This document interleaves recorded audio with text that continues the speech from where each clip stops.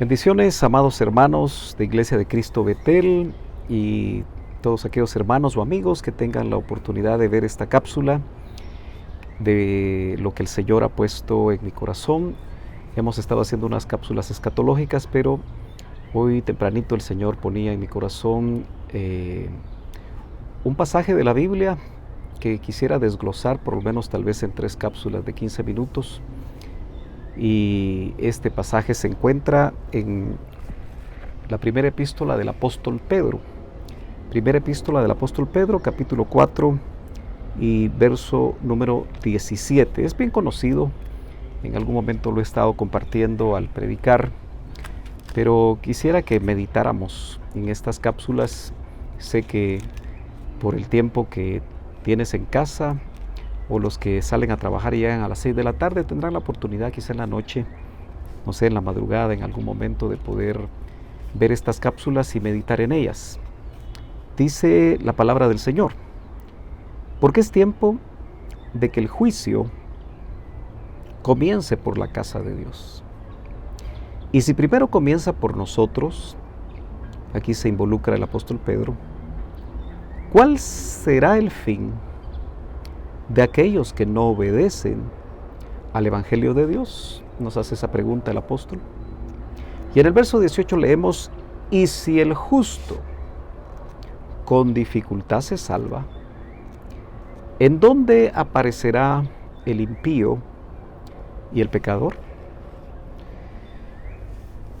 Usted puede notar fácilmente que en estos 2 versos el apóstol Pedro nos habla de 3 grupos. Nos habla primero de la casa de Dios. Luego nos dice el justo, que sería también aquellos que conforman lo que él define como la casa de Dios, y donde él se involucra porque dice y nosotros. Luego nos habla de otro grupo al que lo define como impío. Y finalmente el tercer grupo del que el apóstol hace aquí mención es el pecador. Yo quiero aprovechar estos minutos para que nosotros tratemos de meditar sobre lo que el apóstol Pedro está diciendo, que es necesario. Dice: es tiempo de que el juicio comience por la casa de Dios. Sabemos que la casa de Dios somos todos aquellos que hemos experimentado, mejor dicho, el nuevo nacimiento, que hemos tenido el testimonio del Espíritu a nuestro espíritu, que somos hijos de Dios. Podríamos decir aquellos que el Señor en su misericordia nos buscó y nos alcanzó, y se produjo en nosotros la conversión, ese giro de 180 grados hacia donde caminábamos antes, de cómo vivíamos antes y cómo esperamos que cada uno de nosotros pueda vivir. Sabemos que en estos tiempos del COVID-19, que está causando tanto estrago en el mundo entero y que ha traído tanto temor, ha traído tanta zozobra, y que en la medida que los países entran en la curva descendente del contagio, pues poco a poco los países van pensando en cómo reabrir sus economías. Y obviamente esto indica que habrá otro tipo de problema aparte del virus que está afectando el mundo, como va a ser los aspectos o las consecuencias económicas de haber cerrado las economías. Pero por supuesto yo no soy un economista y no puedo profundizar en estos aspectos, sino que lo que a mí me concierne, que es analizar, estudiar, meditar, compartir lo que la Biblia dice. Entonces, el apóstol Pedro dice que es necesario que el juicio comience por la casa de Dios. Bueno, a nosotros nos salta la pregunta: ¿por qué juicio para la casa de Dios? ¿Por qué se hace necesario que el juicio inicie por la casa de Dios? Especialmente en estos tiempos. Y claro, estos versos se pueden haber aplicado en diferentes generaciones de cristianos en esa historia ya larga de casi 2000 años. Y obviamente se tuvo que haber aplicado a aquellos que lo leyeron, el Espíritu tuvo que haberles hablado, pero ¿será necesario que haya juicio para la casa de Dios? ¿Qué nos dice o qué vemos nosotros en el Antiguo Testamento cuando sobre la casa de Dios? Porque dice que Moisés fue fiel en toda la casa de Dios. Eso indica que también en el Antiguo Testamento el Señor se refería a su pueblo. Así les llamaba, su casa. Y vemos que el juicio venía sobre el pueblo de Dios cada vez que su pueblo se alejaba, se apartaba de lo que el Señor les había mostrado, de lo que el Señor les había enseñado, de lo que el Señor les había revelado, tanto por boca de profetas como por en diferentes formas que el Señor había tratado de hacer entender a su pueblo que era lo que a Él le agradaba. Entonces, si el juicio es necesario que empiece primero por la casa de Dios, contextualicémoslos con lo que estamos viviendo. Meditemos si lo que está sucediendo al mundo realmente es un juicio de Dios. Todo apunta a que el Señor está juzgando al mundo, pero también está juzgando a su iglesia.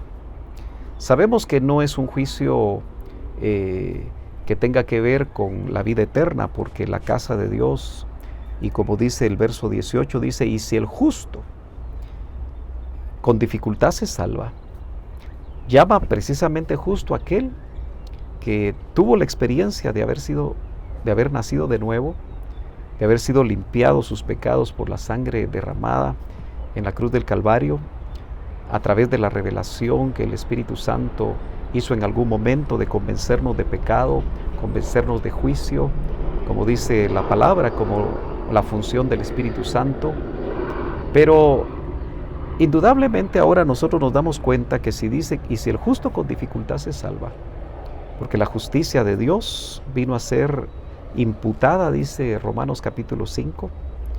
Si usted me acompaña rápidamente a Romanos, el capítulo número 5, en su verso 1, dice, justificados, pues por la fe.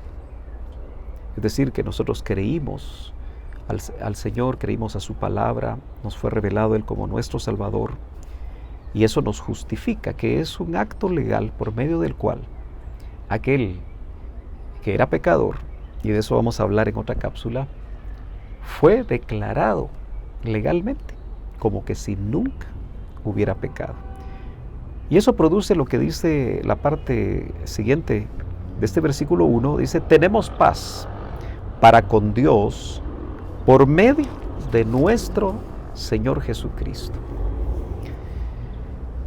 Creo que en este tiempo, si llegamos a entender que el Señor está tratando también con nosotros, sus hijos, por supuesto, ministros, ovejas, todos aquellos que componemos la casa de Dios, tenemos que sentarnos, detenernos, como dice Jeremías capítulo 6, pararnos en los caminos y ver si realmente nosotros lo que hemos vivido en la vida cristiana, para unos quizá 40 años, 30 años, 20, 10, 5, tal vez un mes. Si eres recién convertido, es momento de chequear si hemos actuado, hemos vivido de la manera como a Dios le agrada. Porque de lo contrario, si la Biblia nos está diciendo que es necesario que el juicio comience por la casa de Dios, porque un juicio lo que trae es un examen. Y lo que trae un juicio es una disciplina, una sentencia. Y para los hijos de Dios la sentencia, insisto, no es un juicio como el juicio del gran trono blanco del que nos habla Apocalipsis capítulo 20, donde irán los que resuciten en ese último turno de resurrección, y el que no se encontró inscrito en el libro de la vida dice que va a ser echado al lago de fuego. Pero sí, yo diría que un juicio que tiene que ver con la obra del Espíritu Santo en nosotros para mostrarnos realmente cómo estamos viviendo. Me gusta mucho lo que Santiago, ahí cerca de las epístolas de Pedro, o antes me parece, déjenme encontrarlo, sí, antes de la primera epístola de Pedro, note que Santiago nos indica a nosotros, me parece que es el capítulo 1, usted puede acompañarme, ya que estas cápsulas va a tener la oportunidad de oírlas, verlas varias veces si quiere, e ir a la palabra. Pero el capítulo 1 nos indica que, déjeme encontrar el verso que quiero, si es en el verso 19. Por esto, mis amados hermanos, todo hombre sea pronto para oír, tardo para hablar, tardo para airarse. Note como siempre en las epístolas pastorales, el Señor, por medio de su Espíritu, inspiró hombres a través de los tiempos para que conociéramos su voluntad. Y lo que Él anhela que nosotros entendamos que como sus hijos debemos de actuar. Pero dice, verso 22, pero sed hacedores de la palabra y no tan solo oidores. Creo que la iglesia está llena en estos tiempos de gente que oye, pero que no hace, engañándoos a vosotros mismos. Porque si alguno es oidor de la palabra, pero no hacedor de ella, este, dice, es semejante al hombre que considera en un espejo su rostro natural. Ese es un examen en el espejo. Porque él se considera a sí mismo, es decir, mira cómo está viviendo a través de la palabra que funciona como un espejo, y se va.